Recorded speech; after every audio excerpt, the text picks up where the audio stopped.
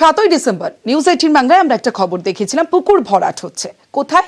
কল্যাণী এক্সপ্রেসওয়ের ধারে ঘোলায়, যেখানে মাটি ফেলে চলছে পুকুর ভরাট। 7ই ডিসেম্বর এই খবর আমরা দেখাই।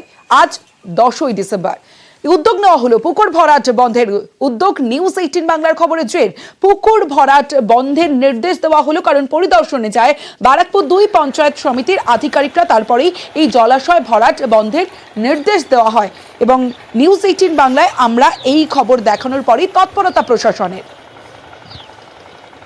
সরাসরি চলে যাব, সুবীর রয়েছে আমার সঙ্গে, সুবীরের সঙ্গে কথা বলবো। সুবীর, 7ই ডিসেম্বর আমরা এই খবর সম্প্রচার করি, আজ 10ই ডিসেম্বর। 3 দিনের মধ্যে যে কাজ করা সম্ভব হলো, তা এতদিন কেন হলো না?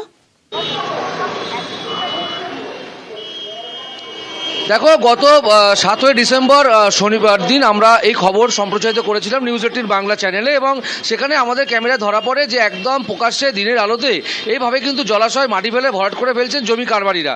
এবং সেই খবর যখন আমরা সম্প্রচার করি, তারপরে কিন্তু নড়ে চড়ে বসলো বারাকপুর 2 পঞ্চায়েত সমিতির আধিকারিকরা, এবং তারা কিন্তু ঘটনাস্থলে গেলেন, গিয়ে পরিদর্শন করলেন এবং তারা পরিষ্কারভাবে নির্দেশ দিলেন কোনো রকমভাবে কিন্তু কোনো পুকুর এইভাবে জলাশয় ভরাট করা যাবে না, এবং কোনো বেআইনি কাজ কিন্তু বরদাস্ত করবে না বারাকপুর 2 পঞ্চায়েত সমিতি। এবং পাশাপাশি তারা নিউজ 18 বাংলার মারফত থেকে যে জানতে পেরেছিলেন এবং সম্প্রচার হওয়ার পরে এই যে উদ্যোগী হলেন, এই নিয়ে নিউজ 18 বাংলাকেও কিন্তু তারা ধন্যবাদ জানিয়েছেন।